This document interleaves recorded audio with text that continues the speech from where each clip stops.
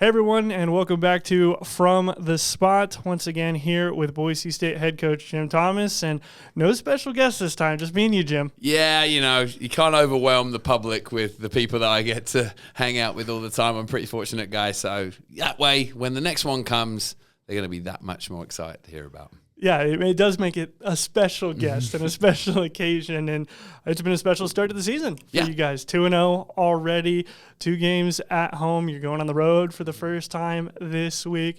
So with the way that things have started out, obviously 3 points in both games is great. But as a head coach, you're always wanting more. You always want to tinker. You want to see the team improve. So from game 1 to game 2, what were the improvements that you saw? Well, the response at halftime, I mean, you were there. It was visceral, right? I mean, it was one where we started the game well. And we always talk about that. We have a couple of rules within our program that the players set about how they want to begin games and how they justify a good win or a good beginning, and we did that. We got the goal, we got the go-ahead, and we're in the ascendancy, felt really, really good about it. And then the wheels fell off the wagon, to be frank. The energy fell out. That had to be the 3rd or 4th highest gate we've had. Great crowd. Vuvuzelas going out the yin-yang. The environment was unreal. And they just kind of went off the boil. And it really felt like we pushed so hard that we needed to slow the game down. And we were unable to do it. It took a technical focus and a complete switch in. Let's not try and score with every pass. Let's keep it for a second. Control the game. Take a breather. Take stock. And then kind of regroup before we go again, regardless of what system we altered to or the personnel changes that we made. It just seemed like mentally we had really popped. And we haven't done that in a long, long time. 2 years. We haven't done that. And it was an interesting thing to go through. We go into the halftime, and we have a process at halftime that's been tried and tested, and I think both the players and the coaches like it. We don't speak to them right away. We give them about 5 or 6 minutes to figure out what they're going to present to us. And then with about 9 minutes to go on the clock, they present to us what they experienced, what they think the focal points need to be, and we compare and contrast that to what the staff feel and come together with a collective plan as to what's the best way to go about winning the game from here on out. And they were so analytical, and they were talking about this system and that, and it was all over the place, to be honest with you, because they were really heady. They were really trying to be smart about it. And sometimes it's just not about that. So I left the room and said, try again.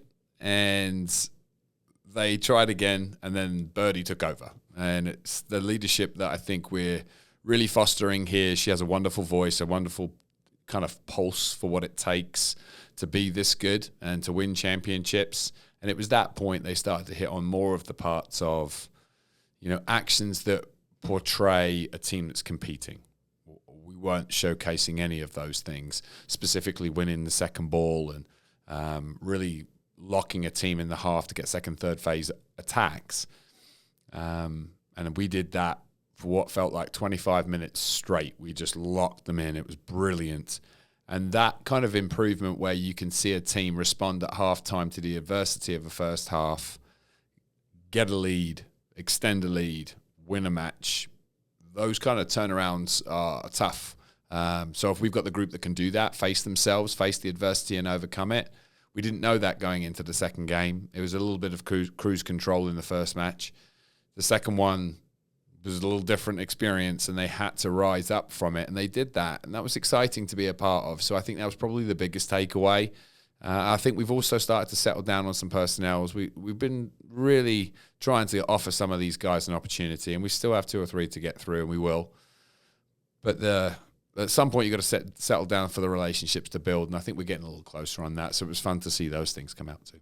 Certainly, and it's, to hear you talk about what you're doing at halftime, the way that goes down, there's probably very few schools, programs, no matter what the sport is across the country, where the players actually have that kind of agency in a halftime locker room chat. And, you talk a lot about building your kids for success after soccer, after Boise State. That's something that to be able to critically and analytically assess a situation when you're in the middle of it and then give the feedback to the people who are higher than you, that's something that's going to do them very well for the rest of their lives. Yeah, I think if you're going to do something, it has to be pervasive in everything you do. You can't just compartmentalize greatness into one area and then allow it to not sort of transpose to the other parts of what you do. So if you're going to be a good academic, you've got to use the methodology that makes you good in academics to what you're doing in athletics, to how you're being a part of the community, to how you're bettering the social profile of our university, whatever it may be. It should all be consistent and pervasive through all of those areas. So that is something that we kind of live out in practice daily. So the actual game itself can't be different to that. Otherwise, I have an inconsistency in the way I'm doing something, and you lose players with that.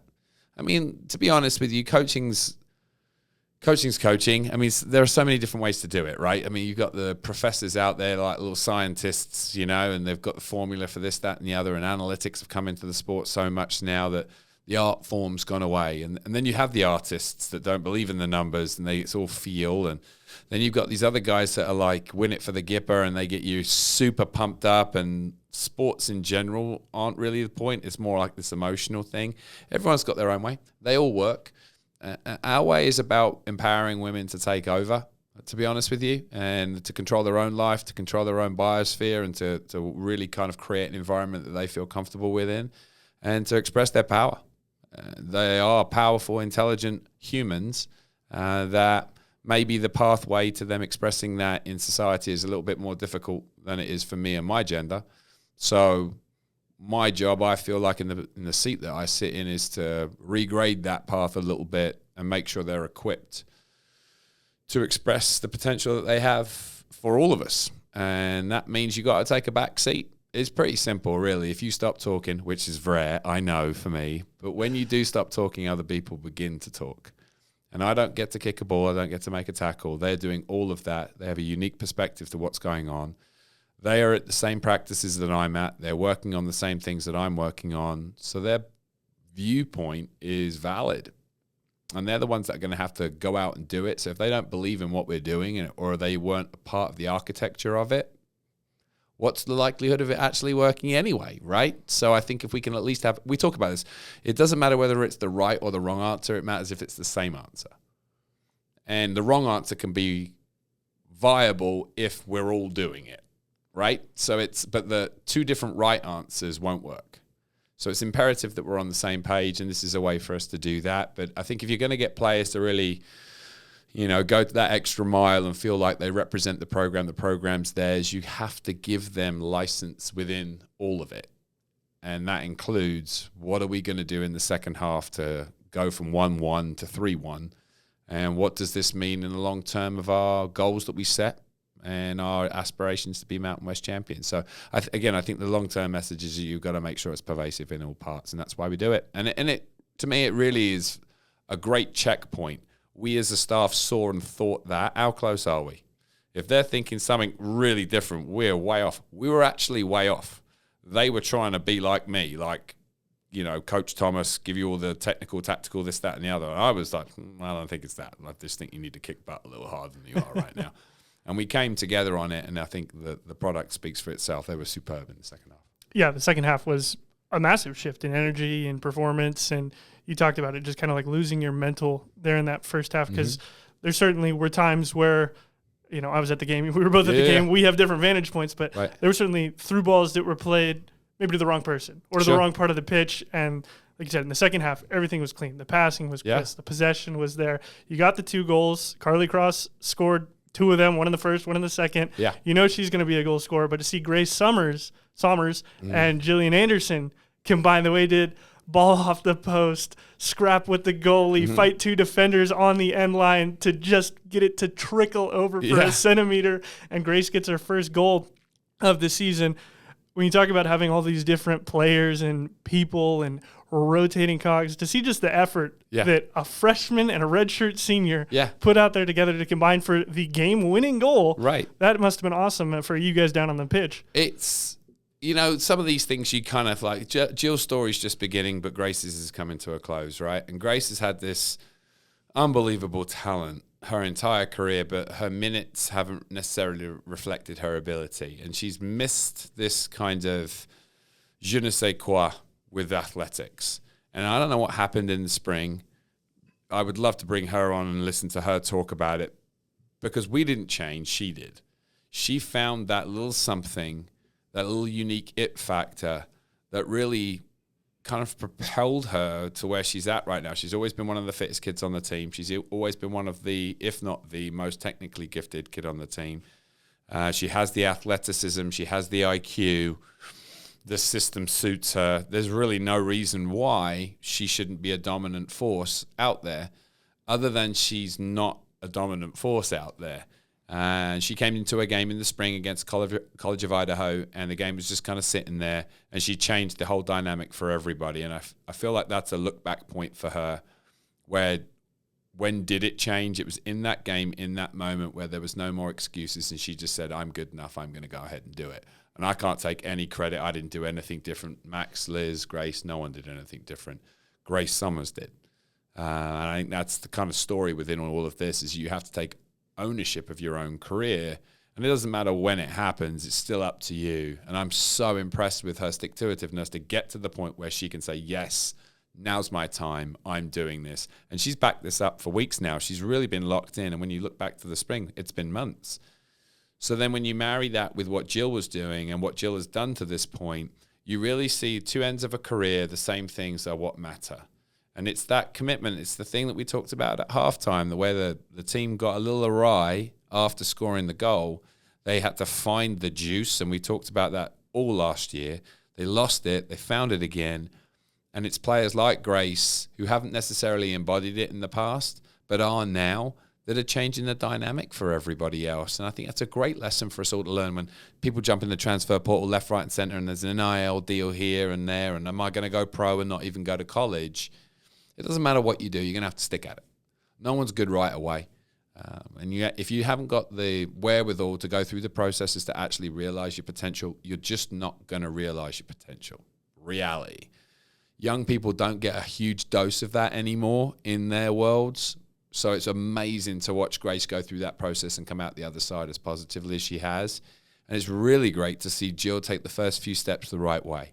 Super technician, got all the ability in the world, but you got to be able to roll your sleeves up in this business as much as anybody else does. And they were doing that because the team needed them to do that, and that's at the heart of competition. So really proud to see the kind of bigger picture come together for those two. One, to begin the right way and learn the lessons of someone that's taken a little longer to get there. But that kid got there and is there now. And she's super fun to have the ability to coach. So I'm happy for her. And it's fun to watch her out there and have success. And you talk about, pro potential and pro opportunities. On the women's side of the game, that hasn't really been something that's been there until you're older. It's starting to shift once again to a younger crowd. Soccer in general, like worldwide, you're from England, you know how young people get poached up by academies. No doubt. Yeah. You're 10, you're 12, and it's, hey, come play in La Masia, come play in our academy. Yeah. On the women's side, as a college coach, I'm interested to get your perspective on the shift to trying to recruit younger, to turn pro younger. How has that kind of changed women's soccer over the last couple of years for you? I remember when Lindsay Horan, she came out of the Colorado Rush program, and she was one of the hottest tickets in the country, obviously, super talented kid. And she made the decision to go to PSG really, really early. I think she's still, she's come back to the States now, but actually, I don't think she is. I think she's still abroad now. She's kind of forged a path for people to follow, that you don't have to go to college. And it's always been this thing, you have to go to college. And now you're seeing kids come out of high school and go straight into the NWSL. That's been rare, but it's happened for multiple people. Some of these guys haven't even finished high school yet. They're that young, and they're getting into the league, and they're doing very well. That it mirrors what's happening in the men's game, where it's not necessarily that you have to be in your 20s to be effective. You can start at 17. We've seen some of the pros, American pros, go in at 14, 15 now, right? And they're doing a good job, and it's a shift. The only problem I have with it, I really think that we shouldn't put a ceiling on what a player can do. But I also don't think we should make that a standard. When the Spanish national team on the men's side dominated the world, they had players like Xavi and Iniesta and Busquets, Piqué, that really changed what the team was capable of doing. And then it became this movement that the game needed to be played that way. And that's not accurate. That was only possible due to the circumstances surrounding that group of players, who was coaching them, who was in their prime, and what they were capable of doing. They haven't really been able to replicate that kind of disparity between other countries like they did then. It's very similar to this whole idea of thinking that you can create Messi. That's not how it works. Yet development programs now at the youth level are designing themselves to try and emulate or build that kind of player. And what that does is it pigeonholes a ceiling for a player to get to, as opposed to taking each unique person and developing them, right? And I think that's kind of the case here. The model can't become you get out of school at 16 years old and go pro. And in the men's game, there's very much that across the world, that if you haven't gotten picked up into whatever the new YTS programs are now, where they're full-time pros and they're not going to school, they get their education through the club, but they're in the 15 to 16-year-olds, I don't think that's a model that we want to go down the route of in this country. The financial packages that these guys are getting are so low still that it's only the premium players that are actually making enough money to make anything of it worthwhile and to say this could be something that I could maybe turn into endorsements and whatnot. So for me, it's not a movement that I think is going to be beneficial to the development of all of the players. I do think that high-level club soccer is great and you're seeing players develop much later. College soccer is really good and has improved so dramatically in the last 20 years in its quality, diversity, opportunity, and the amount of really, really good programs now. It's vastly different. It's an amazing petri dish for players to get better. They're not all going to be Trinity Rodman, so let's not do that. Let's not set the expectation at that. Kristen Press played for Stanford and had a great college career before going on to becoming a wonderful international player. That's a better model, I think. And frankly, I think in the men's game, we would see more great players if we delayed the development process to pro level and allowed them to continue to grow within their technique and their tactical application prior to having to go up against some of the best players in the entire world, where you're doing a lot more just to survive. So that's my 2 cents on it. I think the flip side of it is, if this is a prerequisite for there to be the money in it, then I think it's a necessary evil. The financial packages that are becoming available to women now are vastly better than they were 5 years ago, let alone 10 years ago. And they're still nowhere near to where they're going to be in 5 years. The product is great and improving. The interest is there globally. The leagues are improving. That I think you're going to see clubs continually plow more and more money into it. There's a movement from the male side of these clubs to support the female sides far greater. But when you look at the stadiums that they're playing in and how many people are coming out to watch them, they're a viable sporting event now. That's really the ticket. Can you get people to sit in the seats and actually pay to come and watch you play? That's happening. And the more that these guys have personalities and presences in social media and in the public and in publicity, that's only going to grow.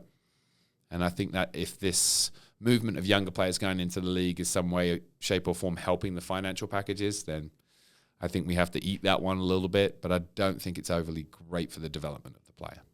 It's interesting because I played baseball growing up, and it's kind of the same arguments too. Like once you turn 18, when you're good enough, I wasn't, but do you sign in the draft or do you go to college? And then sometimes scouts don't want kids out of college because they develop bad habits and things like that. Obviously with your program, you're trying to make your kids the best they can be and not develop bad habits. And when you look at a kid, to keep it in the Boise State family of soccer, when you look at a kid like Ramey Shirley, probably easily could have gone pro, had the opportunity presented itself when she was coming out of high school, the way she came onto the scene and dominated. Yeah. But she probably wouldn't have developed into the omega elite goal scorer that she did. Like she got playing 4 years every match here at Boise State. So it is kind of a give and take. And you talk about somebody like Grace Summers, who has gone through that development process. And here in her final season, she's putting all the pieces together. She's getting it. Jillian Anderson, who's a freshman. Again, all these things kind of relate. Carly Gross, who came into you. No doubt. Who's probably the best goal scorer on the team, if you had to say, and she scored 1 goal in 2 seasons because she had to learn how to hit the target and she find wasn't the net. ready, was she? The ability was there, but she wasn't ready to apply it, and it takes them some time. Ravi's a great example of that. She came and scored 7 goals in her first year, and that was about where she was at, which was tremendous. Freshman of the year kind of stuff, really, really good season. But the second season, she scored 16 or 18. So there was a huge amount of improvement that she made in the college environment that might have been more difficult to make in the pro environment, where they don't have the same patience, time, or wherewithal to get there. And I think she's a great example of how the game's evolved. She graduates in 2019, and here we sit in 2024, and a player like that would have been offered a far more robust opportunity now than what she was then, and she got eaten up by COVID, which was super brutal for a player of her ability. But the opportunities that are available now would have definitely meant that her career would have gone in a different direction, COVID or no. So I think you see that trajectory now, and players like Carly, who do have intentions to go and play pro, and Jen Crenshaw have intentions to go pro. These guys need the college environment to really refine where they're at. There really are very few that are truly capable, and it makes sense for them to make that jump. And I would say that on the men's side as well. If you look at the amount of people that try and the amount of people that you actually hear about, it's kind of catastrophic. And the fact that they're pulling them out of education, a lot of these guys get dumped on the scrap heap, and it affects the rest of their lives and their families' lives because they don't quite make it. And you hear about that in every single sport. So it's, to me, as long as we can have a way to keep the vast majority of them in it and allow more to develop a little later, we see that in virtually every sport now. Victor Wanyama, I'm not sure how you say his last name, but he's a great example of a guy that had all the talent in the world, very good as a rookie, but by the end of his rookie year and through the Olympics, he's now a completely different entity. Where's he going to be in 5 years' time? And he's the unicorn, and he still has all of that development to go. Should he have come in earlier? Probably not. But you look at a Luka Doncic, and he was playing at 16 in the pro leagues in Europe. So it's not a really finite example answer for each player or each sport. I can't imagine a young person going into the NFL and not just getting obliterated. So it's not as easy as to say it goes across all sports, but I think that the essence of college sports will always be essential, that there will be a vast majority of athletes that will develop the most between 18 and 22. Then they're ready. If they have to be ready by 18, they're just not going to be, and we never find out. So to me, this kind of transitionary program is essential to keep the sports alive. It's very much a case-by-case, sport-by-sport, player-by-player, like every individual person that comes out in every unique sport. It's a decision based on a lot of different factors. You can't, like you said, put a blanket statement over it and say all these people should come out, because there's the financial aspect, there's the growth aspect, there's the training aspect, and we've talked a lot about travel and worldwide. You guys are traveling this week. Yep. So there's my segue for the week into the travel. That was seamless, mate. You're such a pro. You at UC Riverside on Thursday. First road trip of the year. Yep. On the road, things are different. You're on buses, you're on planes, you're staying in hotels. This is where you find out who your team really is, much more so than home matches and even in a close game, a 0-0 draw. Just going on the road and finding out what type of personality your team has, your players have, who they are in their free time. Well, what's the biggest part of a road trip for the coaching staff, I guess, to assess of this is how we know we're going to have a good year? Yeah, I think this year is unlike any year in that there's one player that's not going to be available due to a really short-term injury that we don't want to exacerbate it, so we're going to give her an extra week. She'll be ready for BYU. Outside of that, there are at least 5 players ready to contribute that will leave at home. And I can't tell you that we're going to leave them at home again. They're that close. This roster could change that much. In my 12 years here, I don't think I've had this much doubt about 18 through 22. We got pretty close and pretty unanimous up to 18. But the last 4, big arguments. And a lot of it's about where we're going, who we're playing, on what surface we're playing, trying to predict how the game's going to go and marrying that with who's actually in form now, not who's got a great spring under their belt or was brilliant last fall. We're trying to think about who's hot right now, rewarding that. So I don't think we're going to stick with this 22. I think it's going to change. I also think the first time you select 22 is the worst time. So of all the trips we go on, this one's probably not going to be the most fun. It's sad to leave these guys at home. I hate not being able to take them all. They are worthy. They've done the job. They're talented, gifted, and have put in as much as anybody else, and they're not going to go. Those players that we have to choose to stay at home. And it's gutting for them. It's equally as hard for the coaching staff.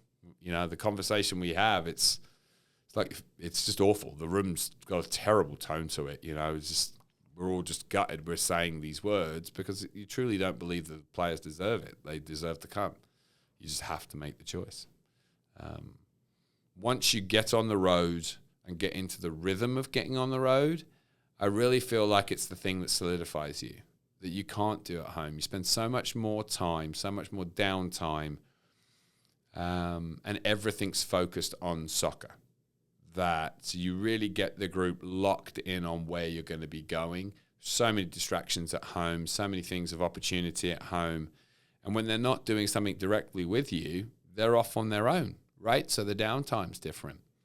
So I really feel like you galvanize yourself while you're on the road.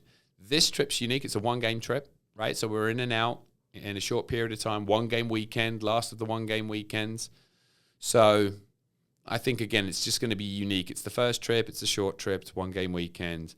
It's our first time on turf. That's going to be interesting. We haven't been playing or preparing on turf, so we've got some adjustments to make there.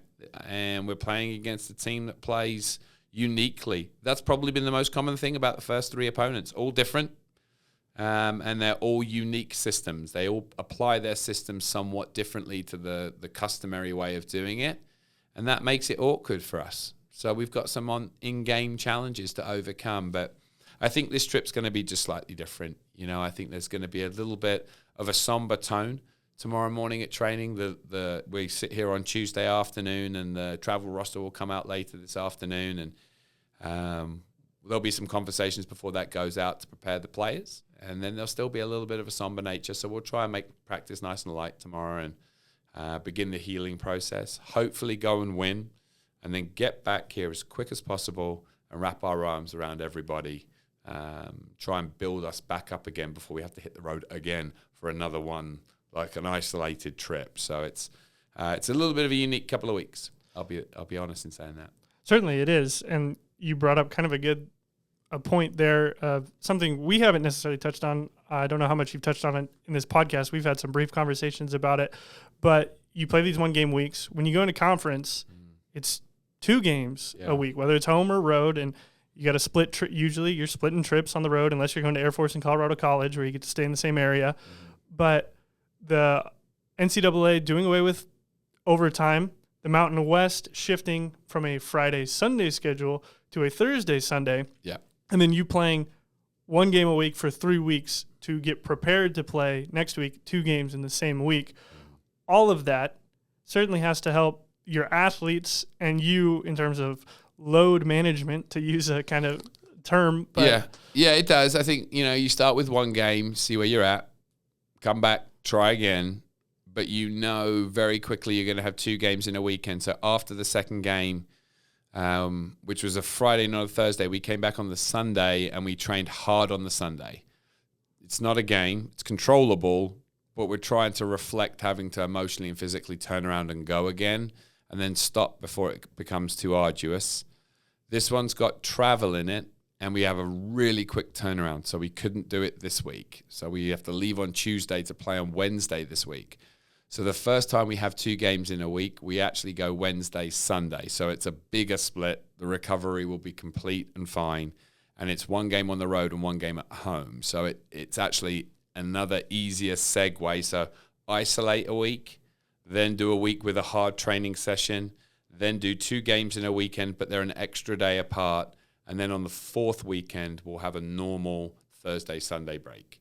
So that it's kind of ramping them up, which I think is good, which opens up an opportunity for us to see more players. And we've really committed to that this preseason. We have such a talented squad. We really want to offer everybody an opportunity to play and see who can contribute this year. And that's bold because you put the game at risk. We haven't had a shutout yet. And I think a large part of that is we're just moving personnel around so much, trying to offer these opportunities. 23 players in the first match, 20 in the second match, that there's a lack of continuity in there at times. But I think it's fair and obviously opens the door for us to have way more viable options to play later in the year. But I think we've done a really good job of scheduling this thing ramping up.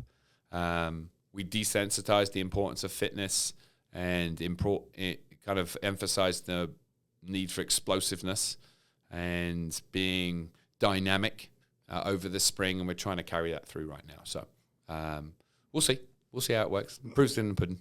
Yeah, you never know until you do it, right? Yeah, exactly. Everybody has a plan until they get punched in the mouth. Hey, Mike Tyson. Gotta love it. So, and with that and the ramping up, talking about the schedule and the teams that you're going to face, looking around the Mountain West Conference as well, everybody's ramping up. Conference play is close. Yeah. I know it's crazy that we're into the third game of the preseason, and Mountain West plays around the corner. And in a lot of other sports across the conference, the talk has been about becoming a multi-bid league and getting chances for more than one team to go to the NC2A tournament and get their opportunity to show their stuff on the national stage. And when you've seen some of the results around the Mountain West Conference play this year, you're undefeated.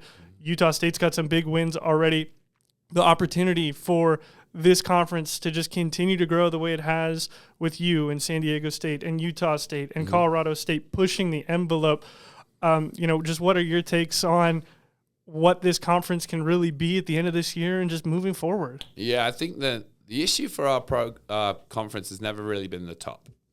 I think every year we've had somewhere between 3 or 4 that could viably ask the question.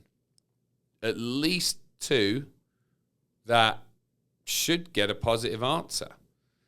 They don't, because their RPI gets destroyed by wins. And until that gets corrected by the NC2A, you're really going to allow lesser able programs to determine the fate of a more able program. The best example of this I've got is a few years back, we were 65th in the country, doing very well. And we went to Colorado State and we beat Colorado State at Colorado State 3-0. You can't get too much of a more resounding win than that. Colorado State were not very good that year. This was previous coaching staff. They were just building the program. We dropped from 65th to 92 and now have no chance of ever getting into the NC2A tournament because we don't have enough teams in the top 25 to fix that. But the argument is, how can you drop almost 30 points in the RPI with a 3-0 on-the-road resounding win? So there's a glitch in the programming there. And until the bottom end of our conference can hold its own water and come in the top 150 at minimum, with the top half inside the top 100, we're never going to see the top 3 or 4 get inside the top 50. It just won't happen. And you've seen it with San Diego State. You saw it with us. Multiple times in the past. We won 18 games, only lost 5. Got to the NC2A tournament. Had we not won the Mountain West tournament, we would not have gotten in as an 18-win team. It's just not right. Or that would have been, if we'd have lost in the final and only won 17 games, that we would have not gotten in. That's not right. And there are teams that are getting in at 8-8.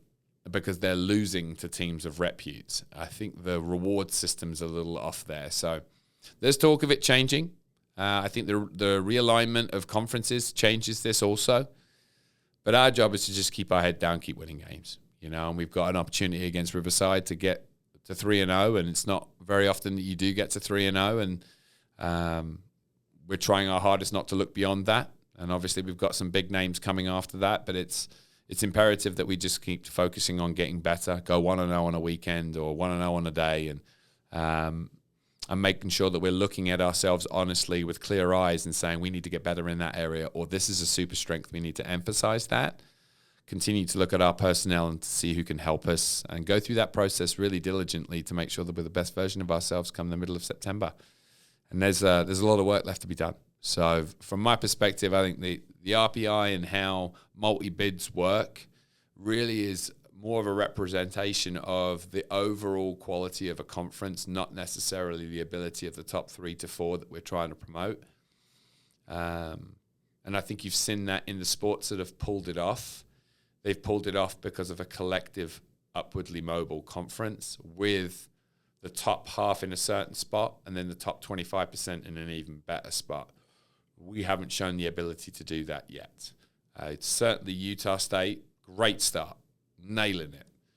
San Diego State and us have to help them, but then we'll need Colorado State, Fresno State, who are also off to a good start, to really keep cooking. New Mexico is sitting on the fence. We need a little more from them, you know. And that's really where it gets difficult. And then we can't get to a position. It's great to see Colorado College get some wins. They were off to a tough start. Nevada had a good start, and then it's kind of fumbled a little bit. It's really where those programs that have struggled, how badly do they struggle? Air Force has struggled in the past. They're off to a killer start. So, you know, if the overall conference can get there, then maybe we can have some different expectations. But until that point, I think we're going to be sitting at a one-bid league. Yeah, and it's about controlling what you can control. That's always the message, you know, from any coaching staff, any coach you talk to across the country. They're going to say control what you can control. Yeah. And so we've rambled on here for a while, so I'll get you out here on this one, Jim. UC Riverside, like you said, that's on Thursday. So the day after this podcast comes out, what can fans expect? What's the scouting report? And how do you expect that game to play out? And also, I guess, where can they watch it if you know? Yeah, well, they'll be able to go to the Riverside website and be able to click on to the schedule. And when you click on our game, it will give you the opportunity to live watch and or follow stats. So most of them are set up that way. Turf field, big field. Hot weather, 5:30 kickoff, a little earlier. It'll be a hot part of the day. How does that affect the physical nature of the game? When it's turf, you're adding 10 degrees at least. When it's big, you're going to be running more. When it's turf, it goes faster, so you have to sprint more. There's a real physical implication of this game that I think the team that can manage that the best will be in the ascendancy. There'll be big spaces for us. And how we operate in those big spaces is going to decide whether we are ultimately able to separate ourselves from a team that likes to play out of the back, has good athlete up front, some good supporting cast around them, and is being coached by an interim coach that's got them motivated and trying to move the ball in a really constructive way. They're playing a season with nothing to lose. No one's expecting anything from them against a team that's got everything to lose and everyone's expecting something of them. So there's a lot of expectation for us to continue to grow, and we're in a good spot through training this week, so we have high hopes. But playing on turf, traveling for the first time in hot weather on turf as well, against a team that likes to move the ball and will be utilizing the surface to get the game physically hard on us, presents a great challenge. But if we can't overcome that, then we can't expect to be the champions of the Mountain West. So we've got to look this adversity dead in the eye and make sure that the game has our imprint on it. High tempo, pressing, locking that, building out at the back. If they want to play, we're going to press. We have to find a way to win that possession versus press battle. And in those big open spaces with all of the players that we've got with the ability to dribble the ball and create for themselves, we've got to encourage them to do that and make sure that we're making complementary movements to benefit if they do draw numbers together. So I think it sets up for a great match. It'll be a fun one. And obviously taking a team that's half made up of Californians back to California always gets them a little bit more excited, which is good for me as a coach. And like you were talking about earlier, you know, going on the road is a place where you can galvanize your team, and it'll be good to get to know them a little bit more and see how they react to some of this stuff, planes, trains, and automobiles, that kind of stuff. But yeah, each game's difficult. I won't lie. You know, playing at the Division I level, even if there's a disparity in talent, ranking, and record, winning is really, really hard. And we're going to have to play very, very well to get 3 points. Absolutely. Winning is difficult. It is not easy, and to have sustained success like you've had, it's a testament to hard work, a lot of strong people around you. And I said that would be the last one, but I'd also be remiss if I didn't get people out of here letting them know that it's your birthday coming up this weekend. It is. So hoping for a birthday victory for you. Yep. You can come back and celebrate being 3-0, and we look forward to watching the game and talking to you again next week. Appreciate you. Thank you.